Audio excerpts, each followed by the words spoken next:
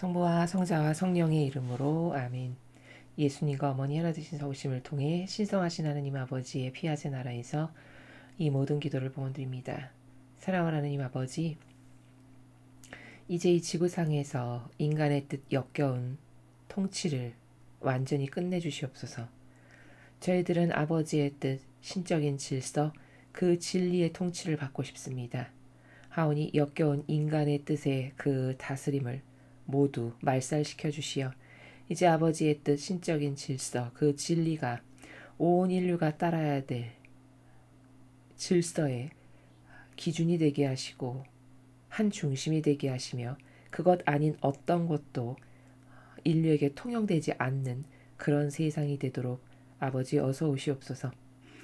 대한민국과 미국을 하나 되신 서우심을 통해 아버지 뜻에 봉헌드립니다. 특별히 아버지께서 허락하여 이 나라의 리더가 되게 하신 현 대통령과 그를 돕고 보좌하는 주변의 모든 선의 세력의 영혼들을 하나 되신 성심을 통해 아버지 뜻에 끊임없이 매현 순간 봉헌드립니다. 그들이 진리에 근거한 정책을 세우고 진리에 근거하여 행하고 말하며 또 어떠한 악에 교묘하고 간교한 계략과 책략과 협박과 위협에도 불구하고 정의로 똘똘 뭉쳐서 아버지의 뜻 진리가 아닌 것에는 절대 타협하지 않을 수 있는 용맹한 용사들이 되도록 축복하여 주시옵소서. 또한 대통령 주변에 아버지의 뜻 안에서 진리에 근거하여 열정적으로 행할 수 있는 많은 선의 세력을 불꽃처럼 일으켜 주시어 그를 보좌하고 돕고 하나 될 수 있도록 축복하여 주시옵소서. 이 모든 기도 우리 주 예수 그리스도의 이름으로 기도드리나이다. 아멘. 성부와 성자와 성령의 이름으로 아멘. 안녕하십니까. 하늘의 뜻 성교의 피아수녀입니다. 지난 시간에 이어서 오늘은 이제 레위기 6장의 내용에 대해서 여러분들과 함께 학습해 보도록 하겠습니다. 레위기 6장 번제를 드리면서 사제가 지킬 조항, 곡식 예물을 드리면서 사제가 지킬 조항, 속죄 제물을 드리면서 사제가 지킬 조항. 번제를 드리면서 사제가 지킬 조항. 주님께서 모세에게 말씀하셨다.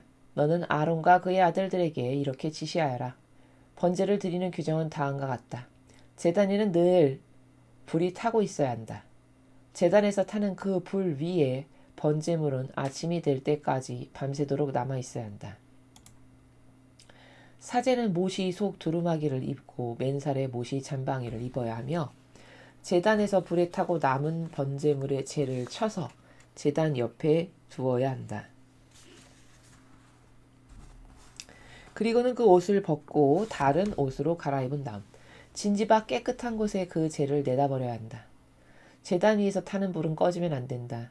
사제는 아침마다 장작을 지피고 번제물을 그 위에 차려놓으며 친교제물의 기름기를 그 위에서 살라야 한다. 제단에서는 불이 꺼지지 않고 늘 타고 있어야 한다. 곡식 예물을 드리면서 사제가 지킬 조항. 곡식 예물을 바치는 규정은 다음과 같다. 아론의 아들들이 그 예물을 제단 앞에서 주님께 바치는데 곡식 예물로 드린 기름 먹은 밀가루를 한 줌 집어내어 곡식 예물 위에 얹힌 향 전부와 함께 제단에서 살라야 한다. 이것을 정성의 표시로 사르면 주님을 기쁘게 해드리는 예물이 되는 것이다. 거기서 남은 것은 아론과 그의 아들들만이 먹을 수 있다. 그러나 누룩 없는 빵을 만들어 거룩한 곳, 즉 만남의 장막 울 안에서 먹어야 한다. 나에게 살라 바친 예물에서 내가 그들에게 주는 몫에 누룩을 넣어 구워서는 안 된다. 이것은 속죄제물과 면죄제물과 같이 더없이 거룩한 것이다. 아론의 후손 가운데 남자는 그것을 먹을 수 있다. 너희가 주님께 예물을 살라 바칠 때 대대로 영원히 지킬 규정은 위와 같다. 이 예물에 닿는 것은 무엇이든지 거룩하게 된다. 주님께서 모세에게 말씀하셨다. 아론과 그의 아들들을 기름 부어 세우는 날 다음과 같은 예물을 주님에게 바쳐야 한다. 정기적으로 곡식 예물을 바치듯이 밀가루 10분의 1 에바를 바치는데 아침의 절반, 저녁의 절반을 바쳐야 한다. 기름에 반죽하여 빵 굽는 판에 구운 것을 가져다가 여러 조각을 내어 곡식 예물로 주님께 바쳐야 한다. 이것이 향기를 풍기어 주님을 기쁘게 하는 예물이다. 아론의 후손들 가운데 그 뒤를 이어 사제가 될 사람을 기름 부어 세울 때 그도 영원히 지킬 규정을 따라 이렇게 해야 한다. 이 예물은 온전히 살라 주님에게 바치는 것이다. 사제가 바치는 곡식 예물은 온전히 바쳐야 한다. 아무도 그것을 먹어서는 안 된다. 속죄 제물을 드리면서 사제가 지킬 조항. 주님께서 모세에게 말씀하셨다. 아론과 그의 아들들에게 일러주어라. 속죄제를 드리는 규정은 다음과 같다. 속죄 제물은 번제물을 죽이는 자리 주님의 앞에서 죽여야 한다. 이 제물은 더없이 거룩한 것이다. 그 제물은 바친 사제가 먹어야 하는데 만남의 장막 우울한 거룩한 곳에서 먹어야 한다. 그 살코기에 닿은 것은 다 거룩하게 된다. 그 피가 옷에 튀었을 경우에는 그 피가 튄 데를 거룩한 곳에서 빨아야 한다. 그 고기를 끓인 오지 그릇은 깨뜨려야 한다. 녹그릇에 넣고 끓였으면 물을 넣어 말끔히 닦아내어야 한다. 남자로서 사제가 된 사람은 누구든지 그것을 먹을 수 있다. 그것은 더없이 거룩한 제물이다. 그러나 성소에서 사람의 죄를 벗겨주는 예식을 치를 때 제물의 피를 만남의 장막 안으로 가져다 바쳤으면 그 속죄 제물은 먹지 못하는 것이므로 불에 태워야 한다. 주님의 말씀입니다. 하느님 감사합니다.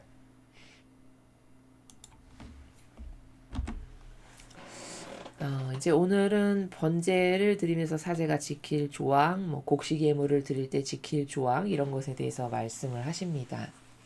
지난 시간에 우리가 레위기 5장에서 배운 것은 어떤 거였냐면 이제 크게 두 개의 카테고리에 대해서 말씀하셨는데 속죄제에 대한 규정, 그 다음에 이제 면죄제에 대한 규정, 각각 제물을 어떻게 바치는 건가, 그리고 어떤 죄를 저질렀을 때 속죄제의 예식으로 용서받고 면죄제의 예식으로 용서받는가 이런 것에 대해서 말씀을 하셨습니다.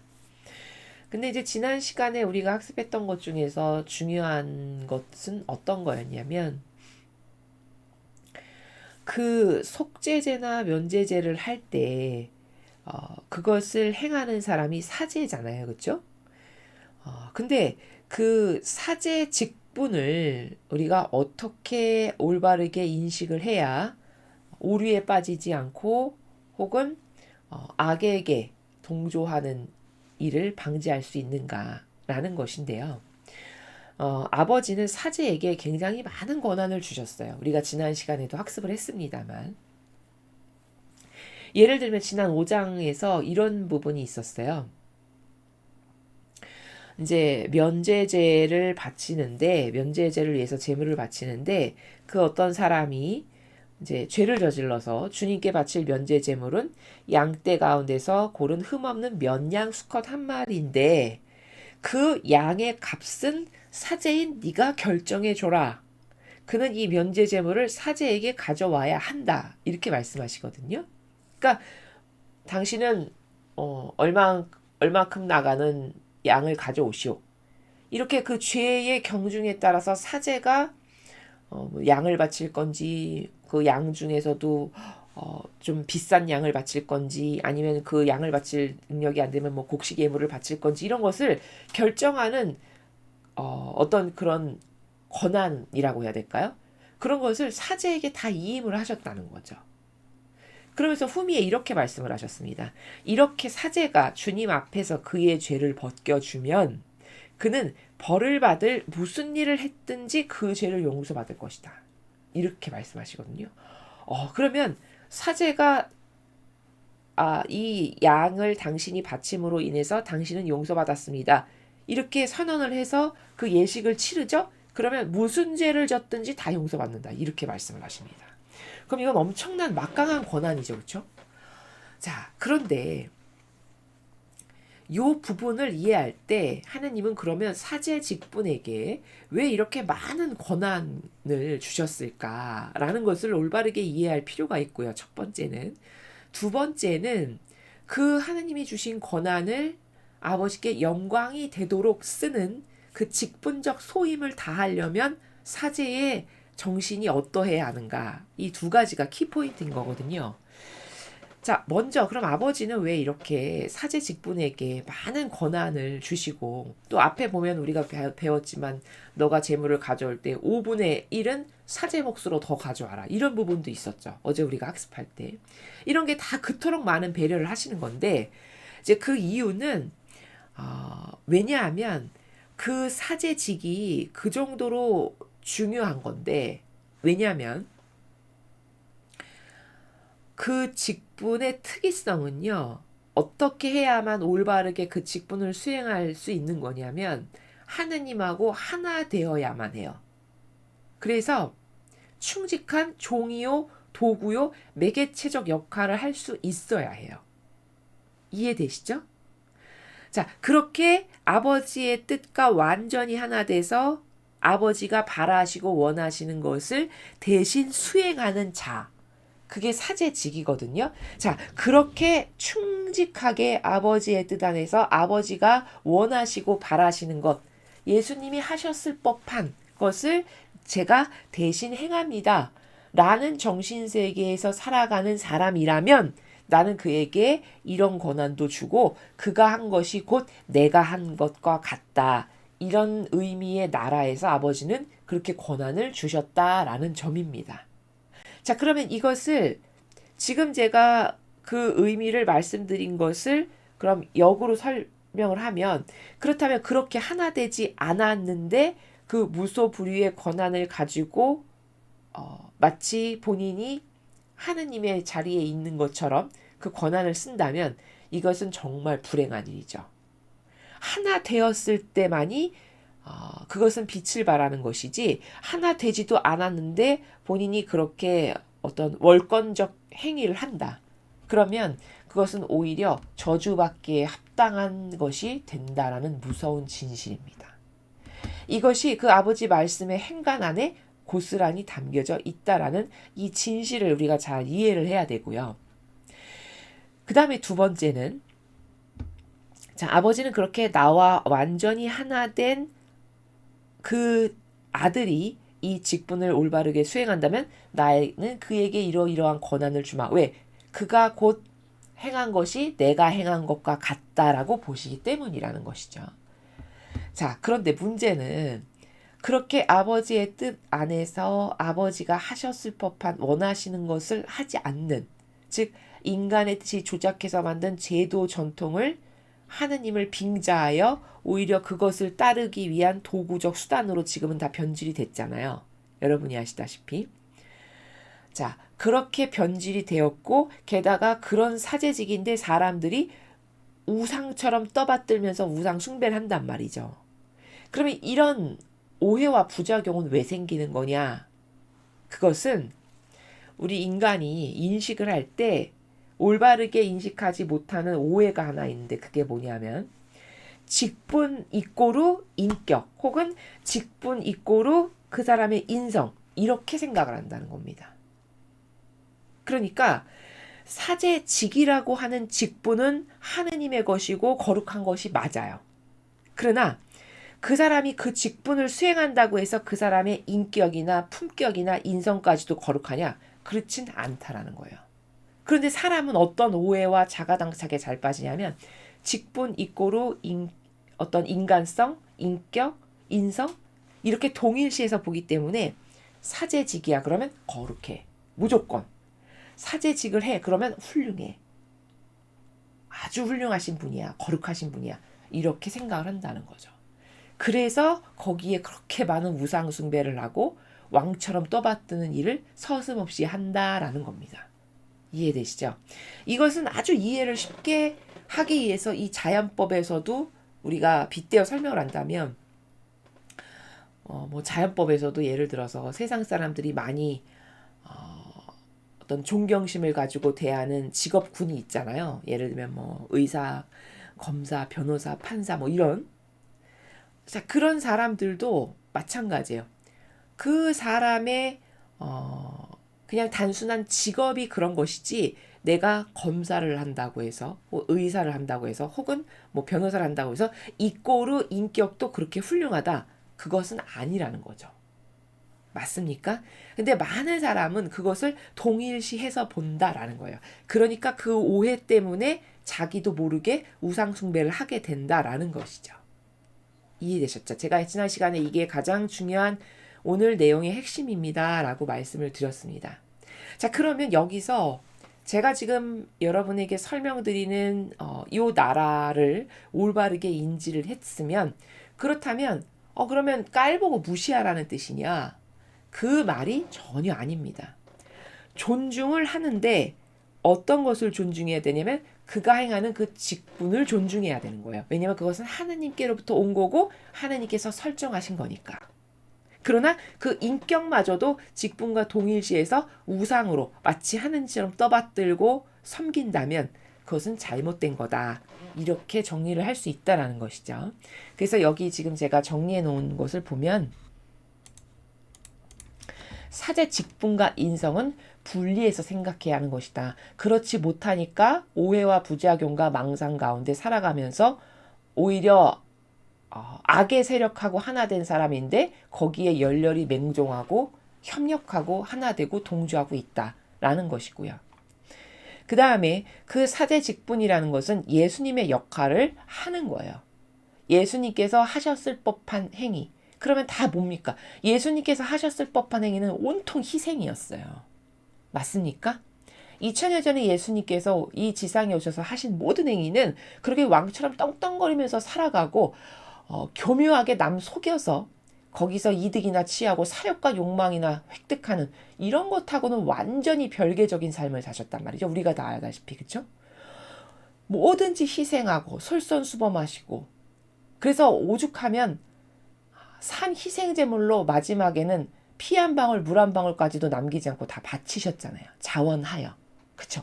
그러면 그 예수님의 역할을 닮은 사제직이라는 건 그런 희생으로 점천된 삶을 살 때 저 사람은 지금 직분을 똑바로 살고 있구나. 이렇게 보는 게 올바른 관점이라는 겁니다. 근데 그런 희생이 하나도 없고 오히려 왕처럼 떵떵거리면서 자신들이 가지고 있는 권한으로 찍어 누르고 무시하고 깔보고, 맞죠? 이렇게 행세를 하는데도 거기에 조아리면서 왕처럼 떠받들면서 우상숭배를 해. 그럼 이것은 심각한 에러 가운데 지금 있는 겁니다. 오해와 부작용 가운데 있다라는 것이죠. 맞죠? 그래서 직분을 수행하는 삶을 산다는 건 온통 예수님과 성모님께서 어떻게 사셨는가, 직분을 어떻게 수행하셨는가, 온통 희생, 자기 배제. 그렇죠? 이것밖에 없으셨어요. 일평생의 삶이요. 그럼 그 직분을 똑바로 살고 있다면 그 사람도 온통 희생, 자기 배제, 이것만이 나와야 돼요. 그렇다면 그 직분을 지금 올바르게 살아가고 있는 거예요. 그리고 그렇게 올바르게 살아가는 사람을 우리는 하느님의 일꾼으로서 존중을 해야 된다라는 거죠.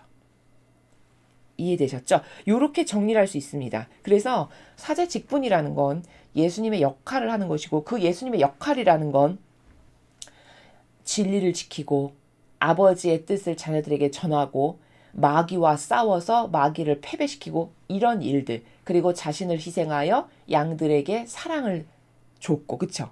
그렇게 해서 온통 희생제물로서 일평생의 삶을 바쳐서 마지막에 물 한 방울도 남기지 않으실 만큼 전부를 살라 바칠 만큼 희생하신, 자기 배제를 하는 건 당연한 기본이고, 자, 이런 지금 제가 속성으로 설명드린 이것이 예수님의 삶에 요약했을 때 우리가 취합할 수 있는 카테고리들이라는 거죠. 그럼 그런 카테고리가 저 사람에게서 나오지 않는데도 거기다가 머리를 조아리는 건 이건 지금 오해가 심각한 거다. 직분과 인성을 분리해서 생각할 줄 모르고 도대체 직분이 뭔지 인성이 뭔지 전혀 분간할 수 없는 상태, 혼탁한 망상으로 가득한 상태이기 때문에 그렇다라는 것이고, 그래서 그의 사람으로서의 인성은 종이다. 직분은 예수님의 역할을 하는 직분이고 그의 인성은 종이로서 예수님이 오셔서 나는 모든 일을 섬기러 왔다. 이렇게 말씀하셨잖아요. 그럼 섬기는 거니까 종이죠. 그 인성은 그런 예수님과 같은 종의 역할을 하는 것이, 그게 사제 직분을 올바르게 살아가는 사람이 살아가는 나라라는 거고, 여러분은 그러니까 저 사람이 진짜 하느님의 일꾼인가 아닌가를 살펴볼 때는 이 두 가지의 카테고리로, 직분과 인성이라고 하는 두 가지의 카테고리로, 직분은 예수님과 같은 희생을 지금 살아가고 있나, 인성은 종으로서의 역할을 지금 수행하나, 이 두 가지의 카테고리를 보면 진짜인지 가짜인지 얼마든지 분별을 하실 수가 있다라는 것입니다. 자, 그러면 이제 오늘의 내용, 6장의 내용을 한번 보겠습니다. 자, 레위기 6장 번제를 드리면서 사제가 지킬 조항. 자, 먼저 번제는 어떤 거냐면 앞에서도 설명을 했습니다만 이스라엘이 하느님께 제사를 지내는 방법이 굉장히 다양하고 많았어요. 그래서 통상적으로 한 5가지 정도가 있다라고 알려져 있거든요. 그래서 뭐 번제, 면제, 뭐 친교제, 화목제 뭐 이렇게 있는데, 자, 그 중에서 이제 번제라고 하면 어떤 것을 번제라고 하는 거냐면 짐승을 잡잖아요. 그러면 가죽을 벗깁니다. 그리고는 통째로 굽는 거예요. 통째로 살라 바치는 거죠. 그게 번제제예요. 자, 그럼 그런 번제를 드리면서 사제가 지켜야 될 조항이 뭔가에 대해서 지금 아버지께서 가르쳐 주시는 겁니다. 주님께서 모세에게 말씀하셨다. 너는 아론과 그의 아들들에게 이렇게 지시해라. 번제를 드리는 규정은 다음과 같다. 제단에는 늘 불이 타고 있어야 한다. 자, 제단에 항상 불이 있어야 된대요. 그건 왜냐? 그 제단에 주님의 영이 계시기 때문에 항상 환하게 밝혀 있어야 된다라는 겁니다. 여기 지금 아버지 영이 이렇게 계십니다라는 상징인 거죠. 그리고 불이라는 거는 속성적으로 여러 가지가 특징적인 게 있습니다만 그 중에서도 지금 여기와 관련돼서 말하면 새롭게 한다가 불의 특징이에요. 여러분 태우면 불순물이 타들어가면서 정결해지고 깨끗해지죠. 자, 그렇게 새롭게 한다라고 하는 의미를 갖고 있는 게 불의 속성이라는 겁니다. 자, 그렇게 늘 타고 있어야 된다. 제단에서 타는 그 불 위의 번제물은 아침이 될 때까지 밤새도록 남아 있어야 한다. 자, 그러면 주님께서는 아버지께서는 왜 저렇게 제단에 늘 불이 켜져 있고 그 위에 번제물이 아침 될 때까지 계속 타게 해야 된다라고 말씀하신 거는 왜냐? 자, 저 불, 저 새롭게 하는 정화의 불이 계속 제단에서 타고 있으면 뱀이 근접을 할 수 있나요, 없나요? 할 수가 없겠죠, 그렇죠? 사탄이 악의 세력이 가뜩이나 아버지 영이 계신데 거기에 불까지 밝혀서 여기 지금 아버지 영이 이렇게 계속 계십니다를 계속 상징적으로 드러내. 그럼 감히 그 어둠의 세력인 뱀의 세력이 이 교회에 침투하지 못하겠죠. 바로 이러한 이유 때문에 그래서 이 질서를 잘 지킴으로써 뱀의 세력이 사탄의 세력이 교회에 침투하지 못하게 하시려고 그 의미 때문에 아버지는 이렇게 하라라고 말씀을 하신 거다라는 겁니다. 자, 그러면 오늘날은 지금 저 제단의 불이 계속 있게 해야 된다라는 거를 오늘날에는 어떻게 지금 그것이 발전적인 것으로 돼 있나요? 그렇죠. 감실. 여러분 감실 아시죠? 제단에? 자, 그 감실에 불이 계속 켜 있잖아요. 늘 365일. 맞죠? 여기 지금 예수님의 영이, 주님의 영이 여기 지금 계십니다라는 상징적 의미죠. 바로 2번과 지금 2절과 같은 내용이 오늘날의 교회에서는 감실의 불이 계속 켜 있음으로써 여기 지금 주님의 영이 계십니다라는 상징으로 업그레이드가 됐다. 이렇게 볼 수 있다라는 것이죠. 자, 그런데 여기서 중요한 건 저렇게 제단이 한 중심이어야 되는 거잖아요. 거기 아버지 영이 계시면서. 그러면 그 말은 감실이 제단의 한 중심이어야 돼요. 맞죠? 근데 여러분도 아시겠지만 지금은 어느 정도로 많이 변질됐냐. 성당에 가면 감실이 옆으로 치워져 있어요. 한쪽으로. 한 중심에 있지 않고요. 맞습니까? 여러분 보셨습니까? 심지어 어떤 성당에는요. 거대한 대형 십자가가 있고 그 밑에 한 정중앙에 감실이 있어야 이게 정상인 거거든요. 이 아버지 정신으로 그대로 재현을 한다면. 근데 옆으로 치워져 있는 것도 모자라서 저는 어떤 경우도 봤냐면 한 칸 내려져 가지고 그 제단 말고 그 아랫단에 저쪽 오른쪽이나 왼쪽으로 치우쳐져 있는 그런 성당도 봤어요. 이건요 엄청난 모욕이에요. 즉 뱀이 이 교회를 그 정도로 장악하고 잠식했다라는 상징적인 표징이고요. 그리고 더 이상 교회의 중심이 하느님의 영이 아니라고 하는 반증이죠. 그렇죠? 그리고는 본인들은 십자가 밑에 정중앙에 사제가 앉잖아요. 마치 대왕과 같은 큰 의자를 가져다 놓고 왕처럼 생긴 의자를. 여러분 보셨습니까? 저는 실제로 그런 곳을 많이 봤습니다. 그럼 이것만으로도 뭐냐? 하느님의 영은 한쪽으로 치워버리고 혹은 아래 계단으로 치워버리고 역겨운 인간이 이제 십자가 밑에 주인처럼 왕처럼 거기 앉아서 군림하는, 이거 하나만 봐도 이 교회는 아버지는 지금 이렇게 하루 종일 계속 불을 피워놓고 중심에 제단이 있게 하라고 하셨는데 이것하고는 다 변질된 상태죠. 이것만 봐도 이건 변질된 교회, 거짓 교회구나, 이렇게 알 수 있다라는 겁니다. 그래서 그 역겨운 인간 뱀이 감실보다 더 높은 중앙에 왕처럼 자리를 차지하고 앉아있는 형태, 그것이 현재 거짓 교회의 현실이다라는 것을 알 수 있다는 것이죠.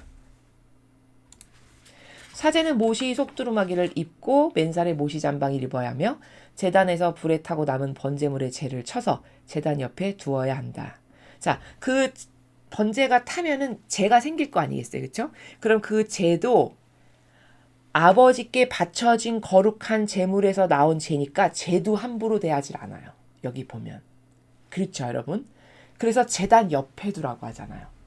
맞습니까? 우리는 보통 개념 없이 생각하면 재니까 얼른 버려, 이렇게 생각하기가 쉽죠. 근데 하느님께 바쳐졌다. 그러면 바쳐진 것 자체가 이미 거룩해진 거예요.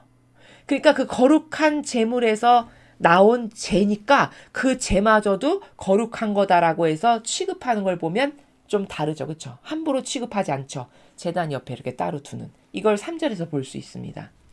그리고는 그 옷을 벗고 다른 옷으로 갈아입은 다음 진지 밖 깨끗한 곳에 그 재를 내다버려야 한다.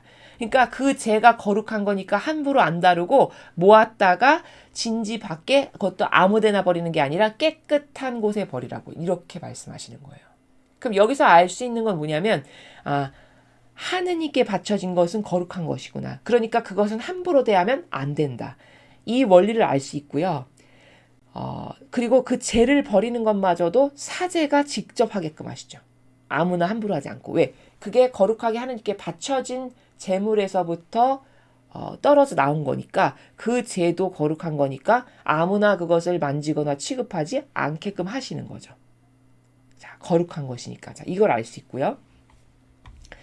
제단 위에서 타는 불은 꺼지면 안 된다. 사제는 아침마다 장작을 지피고 번제물을 그 위에 차려놓으며 친교 제물의 기름기를 그 위에서 살라야 한다. 자, 불이 꺼지면 안 된다라고 또 언급하세요. 그건 왜냐? 여기 지금 하느님의 영이 계십니다 라는 것을 백성들에게 각인되게끔. 그럼 그 불을 볼 때마다 지금 저기 주님의 영이 계셔, 이렇게 생각할 거 아닙니까? 그렇죠? 자, 그러니까 그 하느님의 영이 계시니까 절대 불이 꺼지면 안 된다라는 말씀이시고요. 제단에서는 불이 꺼지지 않고 늘 타고 있어야 한다. 이렇게 말씀하십니다. 그 다음 곡식 예물을 드리면서 사제가 지킬 조항. 곡식 예물을 바치는 규정은 다음과 같다. 아론의 아들들이 그 예물을 제단 앞에서 주님께 바치는데 곡식 예물로 드린 기름 먹은 밀가루를 한 줌 집어내어 곡식 예물 위에 얹힌 향 전부와 함께 제단에서 살라야 한다. 이것을 정성의 표시로 사르면 주님을 기쁘게 드리는 예물이 되는 것이다.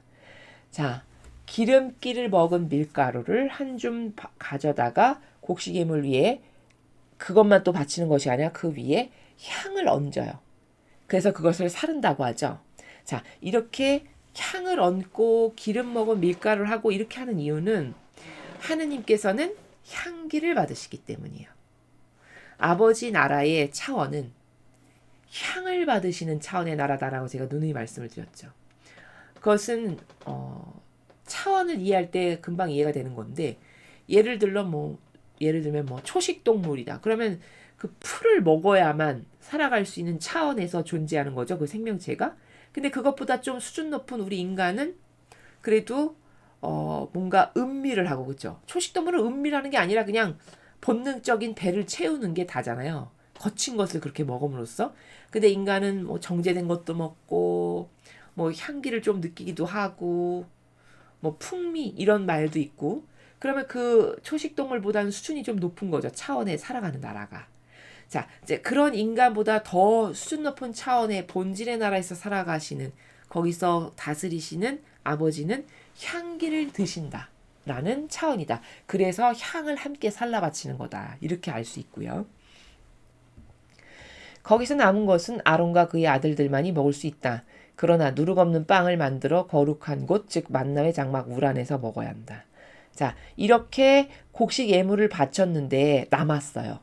예를 들어서 그러면 아무나 못 먹게 하시죠. 아론과 아들들만 먹으라는 건 사제직분만 먹으라는 거예요. 그렇죠. 자, 그럼 왜일까? 이게 아버지께 바쳐드린 예물이니까 곡식 예물이 거룩한 거죠. 그러면 그 거룩한 것을 아무에게나 절대 주시지 않으니까 사제 직분을 하는 그들이 먹게 함으로써, 그리고 그들만 먹게 하는 이유는 저 사제직은 나와 하나 된 아들들이다. 아버지는 이렇게 여기시는 거예요. 그러니까 더 하나 되게 하기 위해서 아버지가 드신 것을 그들도 먹게 함으로써 하느님과 하나 되게끔 하는, 이런 목적 때문에 사제직분만 먹게끔 하시는 거다라는 겁니다. 자, 그런데 먹을 때 누룩 없는 빵을 만들어서 거룩한 곳, 그것도 아무 데서나 먹지 못하게 하시죠. 만남의 장막 울 안에서만 먹어라. 이런 게 다 뭐냐? 아버지께 바쳐진 거룩한 것이니까 거룩한 것은 거룩하게 소중하게 다룰 줄 알아야 되죠. 그래서 아무 데서나도 못 먹게 하시고 만남의 장막 울 안에서만 먹어야 되고, 먹을 때 또 누룩 없는 빵을 만들어라. 자, 이제 누룩이 뭔지 아시죠? 누룩은 변질케 한다. 속성이 말씀드렸죠. 그래서 왜 누룩을 넣으면 빵이 막 부풀잖아요. 원래하고는 다른 부푼다는 건 변형된 것을 뜻해요. 즉 다시 말해서 누룩은 속성이 변질시킨다, 변형시킨다. 그래서 인간의 뜻 이렇게 설명을 했죠.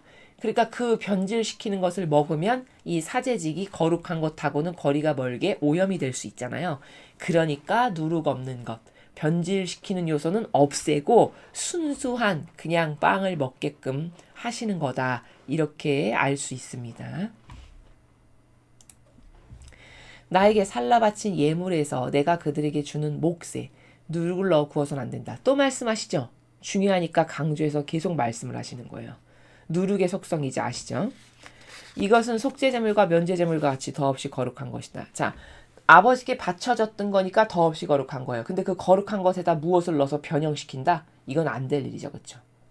그래서 절대 누룩을 넣지 말고 너는 그냥 순수한 그 밀가루를 구워서 그래서 먹어라. 이렇게 말씀하시는 겁니다. 아론의 후손 가운데 남자는 그것을 먹을 수 있다. 너희가 주님께 예물을 살라 바칠 때 대대로 영원히 지킬 규정은 위와 같다. 이 예물에 닿는 것은 무엇이든지 거룩하게 된다. 자, 그렇게 곡식 예물 그 중에서 남는 거는 저렇게 누룩 넣지 않고 빵으로 구워서 먹어라. 근데 그걸 먹을 수 있는 대상은 앞에도 사제직분이 먹어라 하셨어요. 11절도 보니까 아론의 후손 가운데 남자는 먹을 수 있다. 이렇게 말씀하셨어요. 그러면 11절의 첫 번째 줄을 보면은 자칫 잘못하면 어떤 생각이 들까요? 하느님은 차별하시나 봐. 여자는 안 되고 남자만 먹으래. 이런 생각 얼마든지 할 수 있겠죠. 그렇죠? 근데 왜 이렇게 여기 말고도 이제 앞으로 우리가 계속 학습을 하다 보면요. 어떤 이런 제물로 바쳐진 거를 사제만 먹게 하거나 그것보다 조금 더 융통성이 있으면 남자만 먹게 하거나 이런 부분을 우리가 알 수 있거든요. 근데 그게 왜 그런 거냐면 여러분 죄악의 원흉이 누군가요? 참 인정하고 싶지 않지만 여자죠. 그렇죠? 하와잖아요. 그러니까 하와가 죄악의 원흉이죠. 본인의 자유의지를 잘못 사용함으로써 그 선악과를 땄죠. 그러니까 그 죄악의 원흉인 여자에게는 이 거룩한 것을 주시기에 합당치는 않다. 이래서 남자는 먹을 수 있다. 이렇게 말씀하시는 겁니다. 이해가 되시죠? 자, 근데 그것도 아무 남자가 아니라 아론의 후손 가운데. 그건 왜냐하면 거기가 사제 직분을 담당하는 가문이니까. 이해되시죠? 자, 요렇게 한정하시는 것을 볼 수 있는데 이것은 차별이 아니에요, 여러분. 이게 맞는 겁니다. 정직해야죠, 사람은. 인정할 건 인정해야죠. 하와가 죄악의 원흉인 게 맞아요. 그러니까 그 변질된 죄악의 원흉인 여성하고는 거룩한 것을 나누기에는 좀 맞지는 않다. 이렇게 보시는 거죠. 자, 그래서 이제 11절의 첫 번째 줄을 오해 없이 우리가 올바르게 인식을 해야 되고 이해를 해야 된다라는 것이고요. 그 다음에 이제 보면은 이 예물에 닿는 건 무엇이든지 거룩하게 된다.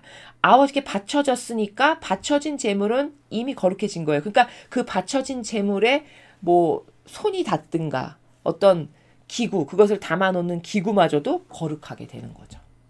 자, 이해가 되시죠? 자, 이렇게 되는 겁니다. 주님께서 모세에게 말씀하셨다. 아론과 그의 아들들을 기름 부어 세우는 날 다음과 같은 예물을 주님께 바쳐야 한다.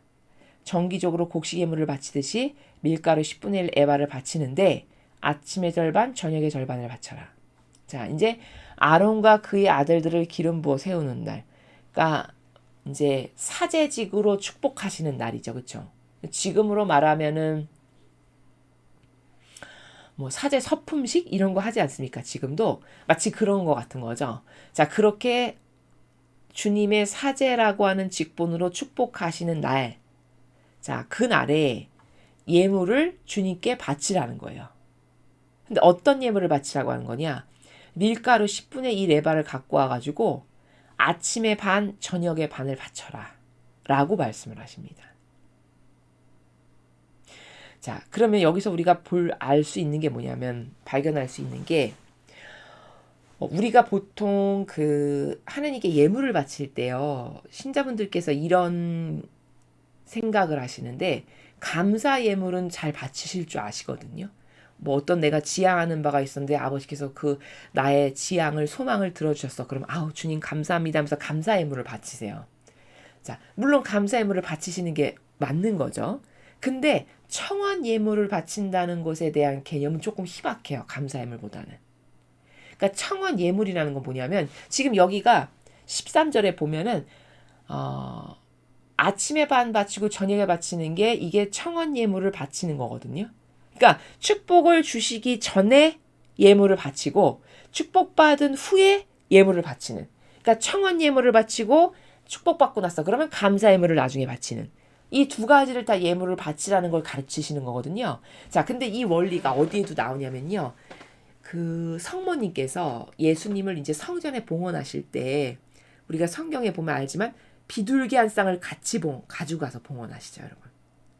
아시죠? 바로 그게 청원 예물이에요. 그러니까 예물이라는 거는 어떤 것을 지향할 때 먼저 저는 이런 희생을 아버지께 드림으로써 이 청원이 이루어지기를 소망합니다 라는 의미에서 그 희생의 의미로 청원 예물을 드리는 거예요. 이해가 되시죠? 자, 그런데 그 지향을 아버지께서 감사하게도 들어주셨어.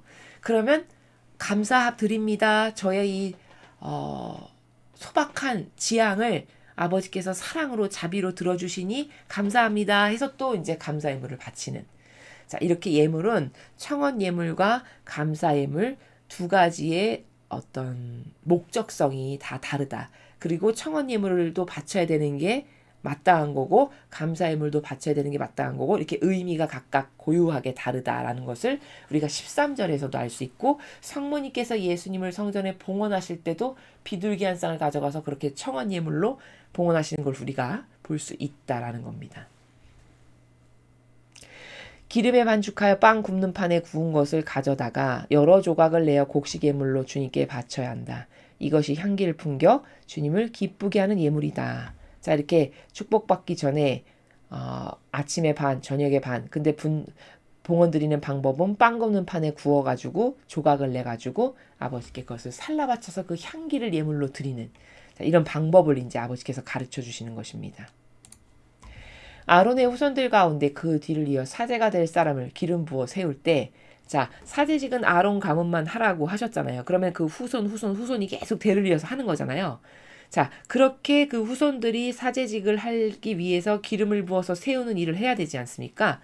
자, 그럴 때 영원히 지킬 규정을 따라서 이렇게 해야 된다. 지금 내가 너희들에게 설정한 거 10분의 1 에바를 갖고 와서 축복받기 전에 반, 받은 후에 반 이렇게 바치는 것을 영원히 너희 가문에 따라야 될 규정으로 세워서 잘 지켜라 이렇게 말씀하시는 것이죠. 이 예물은 온전히 살라 주님에게 바치는 것이다. 사제가 바치는 곡식 예물은 온전히 바쳐야 한다. 아무도 그것을 먹어서는 안 된다. 자, 여기 온전히 바쳐라. 그 10분의 1의 발을 가져다가 절반은 아침에 절반은 오후에 이렇게 하라고 하신 그것이 온전히 바쳐져야 된다는 건 무슨 뜻이냐면 하나님께만 바쳐지고 그걸 남하고 나누어서 먹는다든가 이러면 안 된다는 거예요. 이해되시죠? 그래서 여기 후미에 아무도 그것을 먹어서는 안 된다 이렇게 말씀하십니다. 그러니까 이건 왜냐하면 그 예물을 그 봉헌을 통해서 사제직하고 하느님 아버지와 더 친밀한 관계, 하나 되는 관계가 되게끔 하기 위해서 다른 것이 끼어들어서 먹으면 혹시 거기 어떤 악이 끼어들 소지가 다분히 있잖아요. 그러니까 그런 것을 다 방지하고 보호가 돼서 아버지하고 나하고만의 친밀한 관계로 하나 될 수 있는 그 사제직하고의 그런 관계성을 형성하기 위한 그런 재물이기 때문에 온전히 바쳐져야 되고 다른 사람이 끼어들어서 누구랑 나눈다든가 이런 걸 하지 말아라 이렇게 말씀하시는 겁니다. 속죄제물을 드리면서 사제가 지킬 조항. 주님께서 모세에게 말씀하셨다. 아론과 그의 아들들에게 일러줘라. 속죄제를 드리는 규정은 다음과 같다. 속죄제물은 번제물을 죽이는 자리, 주님의 앞에서 죽여야 한다. 이 제물은 더없이 거룩한 것이다. 자, 제단 앞에서 하느님이 보시는 바로 그 자리에서 죽여라 라고 하셨고 그 다음에 이 제물이 더없이 거룩한 것은 왜 거룩한 거냐면 그 제물을 바침으로써 내 죄를 벗겨주는 것이잖아요. 그렇죠? 내가 용서받는 제물이 되잖아요. 그러니까 거룩한 것이죠. 자, 이렇게 이해를 할 수 있습니다. 그 제물은 바친 사제가 먹어야 하는데 만남의 장막 우울한 거룩한 곳에서 먹어야 한다. 자, 이렇게 속죄제를 위해서 번제물로 바쳐졌어요. 그러면 그 바친 것을 사제가 먹어라. 이제 왜 사제만 먹어야 되는지는 앞에서 말씀을 드렸죠. 하느님과 하나 된 관계에 있는 사제 직분만 먹어야 된다라고 설정을 하신 거예요. 아버지께서. 그래서 하나 된 자만 먹게끔. 근데 이게 바쳐진 제물이니까 이미 거룩해진 거죠. 그러니까 아무 데서나 먹으면 안 되고 성막 울 안에서 거룩한 곳에서 먹어라. 이렇게 말씀하십니다. 그 살코기에 닿은 것은 다 거룩하게 된다.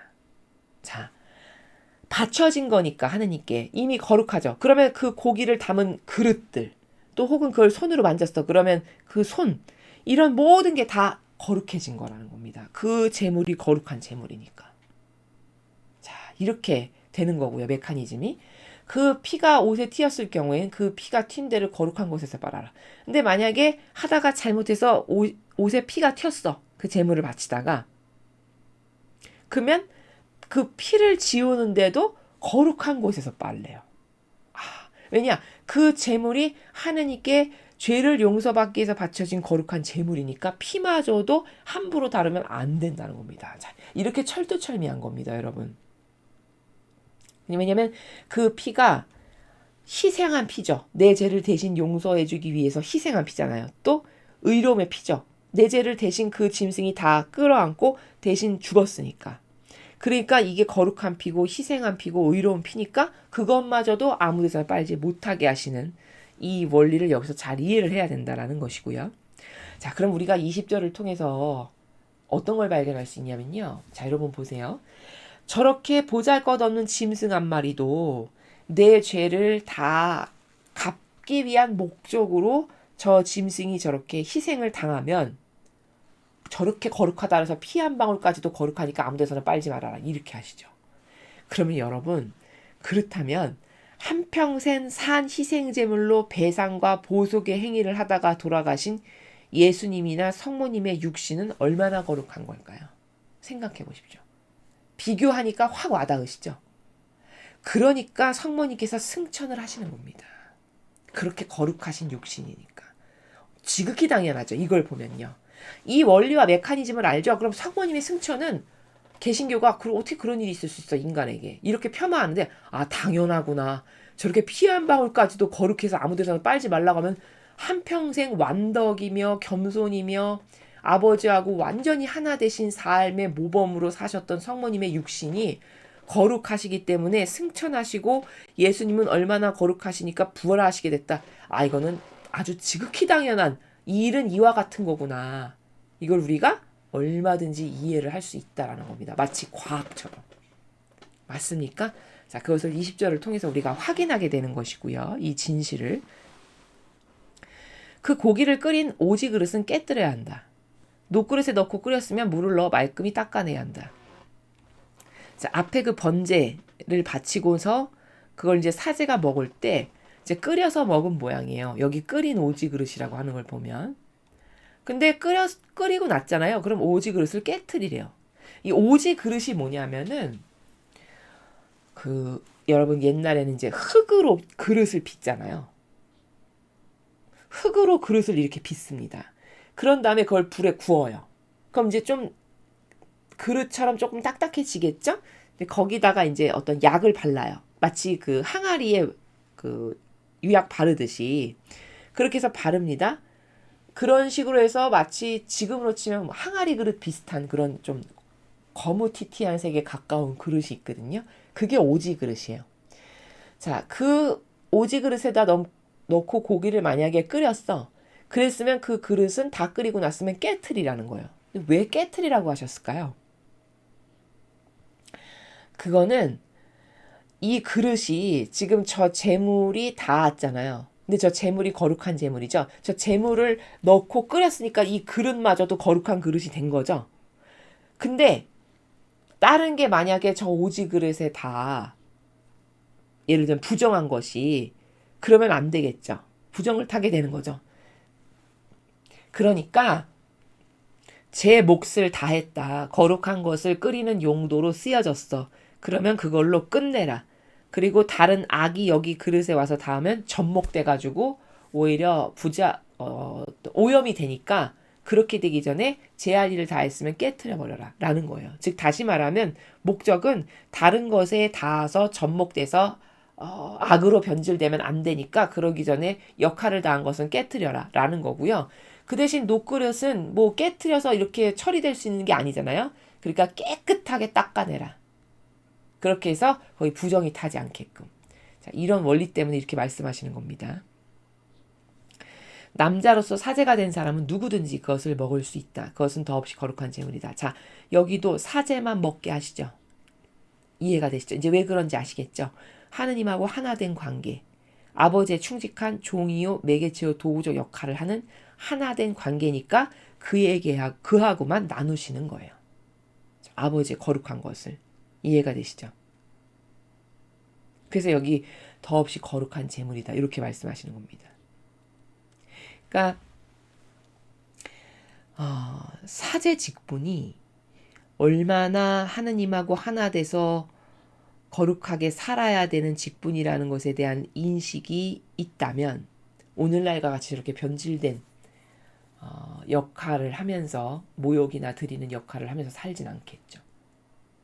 근데 이런 진실의 나라를, 이런 진리의 나라를 모르니까 아버지의 뜻하고 완전히 하나 되어 살지 않아도 전혀 부끄럽지 않고 걱정도 하지 않는 이런 상태가 된 겁니다.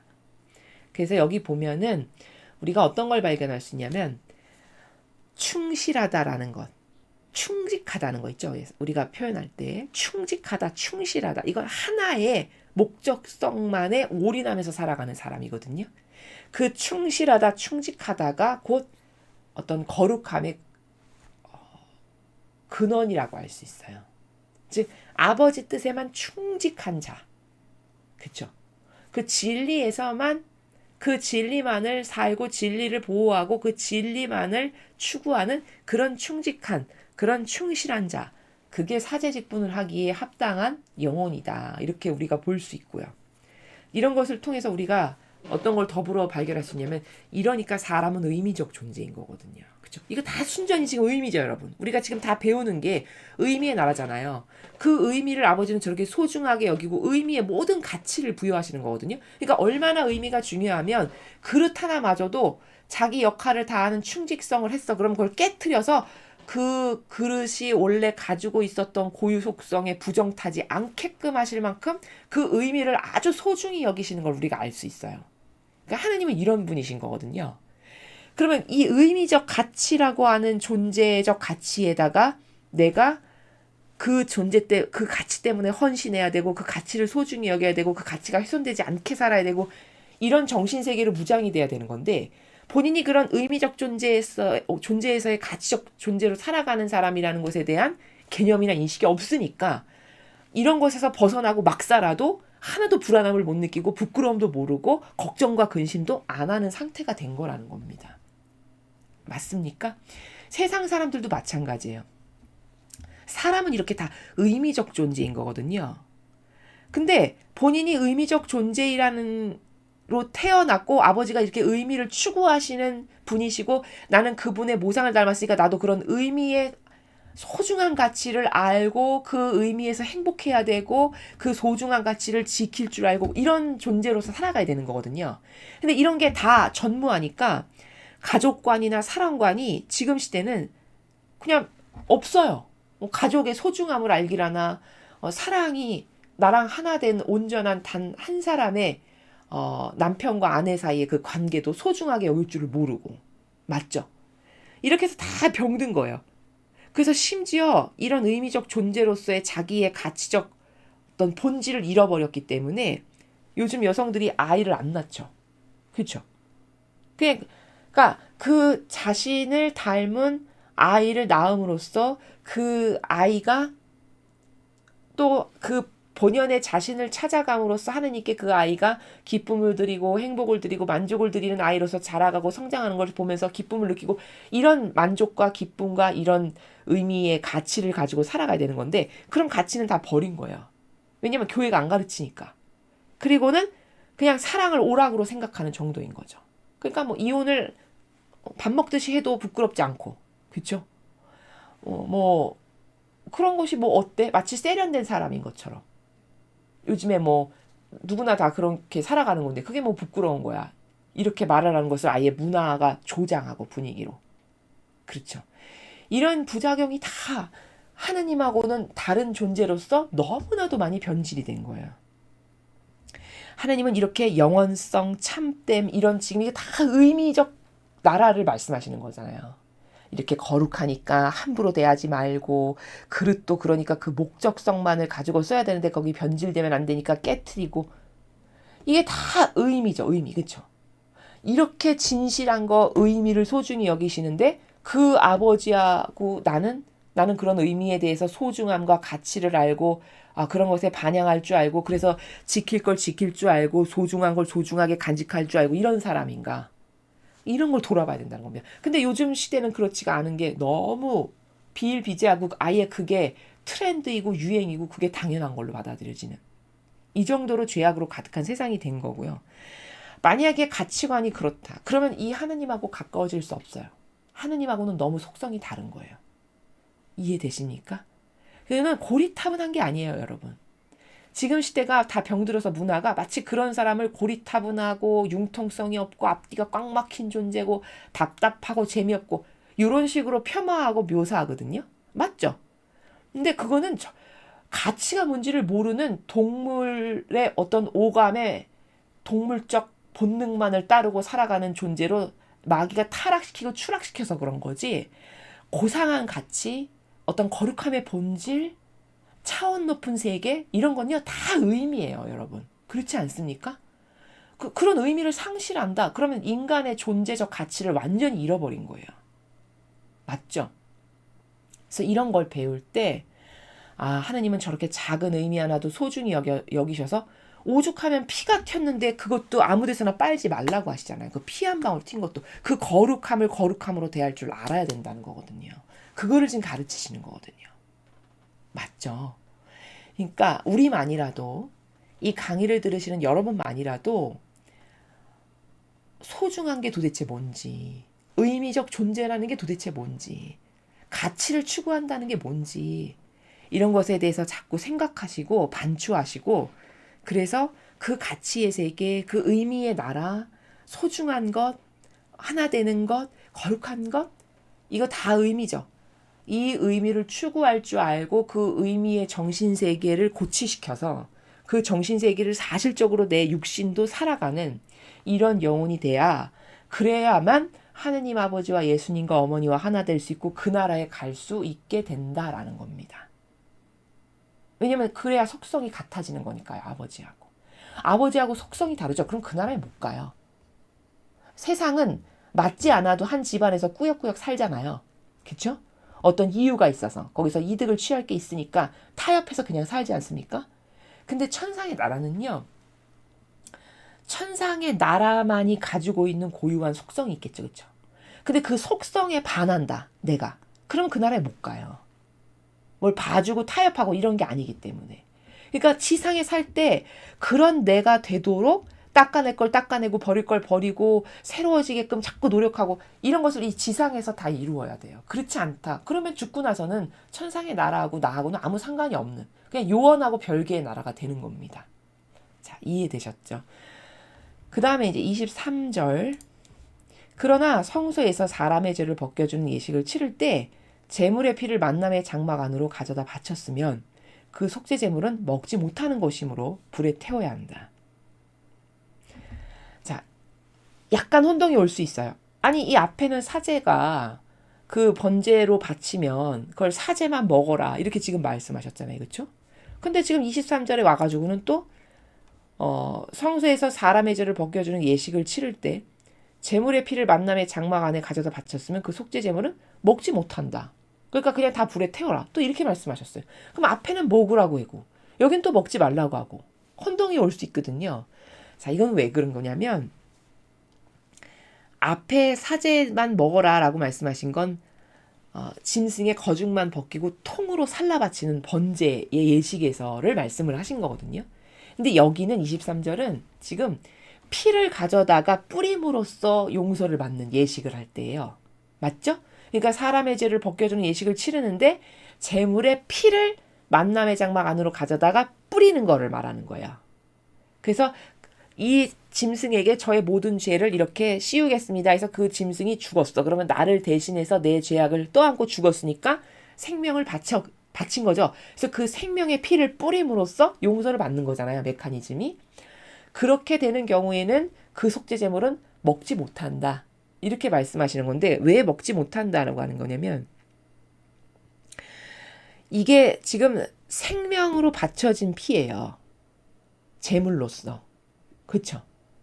나를 대신해서 희생의 제물로 생명으로 바쳐진 거란 말입니다. 그렇죠? 그러니까 그것은 먹으면 안 돼요. 생명이 생명을 먹는 게 되잖아요. 맞습니까? 그래서 먹지 말아라 라고 말씀하시는 거예요. 그러니까 이 제물은 지향, 어떤 지향으로 바쳤냐, 어떤 목적으로 바쳤냐에 따라서 어떤 거는 먹어도 되는 거고 어떤 케이스는 먹으면 안 되는 거고 이렇게 나누어진다라는 것을 여기서 알 수 있고 지금 이 케이스 마지막 23절의 케이스는 왜 또 먹지 말라고 하는 거냐면 지금 생명으로 바쳐진 피로서 이 제물은 생명으로 바쳐진 피로서의 역할을 하는 거니까 그 생명을 내가 먹으면 하느님께서 창조하신 생명을 내가 먹게 되는 거니까 그것은 합당치가 않다라는 거죠. 질서상 봤을 때. 그래서 먹으면 안 된다라고 지금 아버지께서 말씀하시는 거다라고 정리해서 말씀드릴 수 있습니다. 자, 오늘 레위기 6장에서는 이제 다양한 죄를 이제 용서받는 케이스에 있어서 제물을 뭐 곡식 예물은 어떻게 바치고 속죄제를 할 때 짐승은 어떻게 바치고 이런 것을 하느님께서 다 가르쳐 주고 계십니다. 여기서 중요한 거는 이 사제 직분이 아버지를 대신하여 아버지와 하나 된 자로서 그 직분을 수행하는 것이 너무너무 중요하다. 아버지는 그렇게 하나 된 자일 때 이런 배려, 이런 배려, 이런 배려를 하신다라고 이렇게 말씀을 하시는 거다라는 거고요. 이제 그것이 지난 시간과 오늘에 이어서 연달아서 여기 지금 나온 중요한 내용입니다. 그리고 이제 공짜는 없다라는 거. 이렇게 짐승이라도 바쳐서 반드시 용서를 받아야만 어떤 값이 치러져야만 내가 용서받을 수 있는 그런 시스템이고 메커니즘이다. 천상의 나라는. 이런 것을 여러분이 인지를 잘 하시면 되겠습니다. 제가 후미의 의미적 존재에 대해서 말씀을 드렸죠. 이런 것을 배울 때 이렇게 아버지는 의미 하나하나를 따져서 다 이건 이렇게 해야 되고 반드시 이렇게 해야 되고 하는 그 어떤 규칙을 정해주시는 건 그 의미에 손상이 가지 않게끔, 그 의미가 그 의미로서의 고유한 속성이 잘 보존되게끔 하시기 위해서 이건 여기서 먹어야 되고 피 한 방울도 여기서 빨아야 되고 이렇게 말씀하시는 겁니다. 그러면 나라는 존재도 아버지는 이렇게 의미를 소중히 여기시는 분이신데 나는 그런 의미적 가치의 존재라는 걸 내가 깨닫고 살아가고 있는가. 그래서 소중할 건 소중하게 여길 줄 알고 함부로 대하지 않고 지킬 걸 지킬 줄 알고 그럼으로써 사랑하는 사람과의 하나된 관계성이 얼마나 중요한가를 깨달아서 내가 하나 되는데 많은 에너지를 쏟을 때 그것을 오히려 보람으로 여기고 이런 기타 등등 이런 의미에 대해서 내가 인식체계가 올바르게 서 있는가 그런 것을 여러분이 좀 오늘 하루 동안 발견해 보시고 그렇지 못하다면 아버지 제가 지난날 동물적 본능에만 의존하면서 살아가는 이런 존재였는데 의미적 존재로서의 가치를 잘 깨닫고 아버지가 이렇게 의미를 소중하게 여기시는 분이시니 저도 그런 나라에서 살아갈 수 있는 은총으로 축복해 주십시오. 이렇게 갈망하고 기도하시는 그런 여러분 되셨으면 좋겠습니다. 이상으로 레위기 6장 해설 강의를 마치겠습니다. 감사합니다.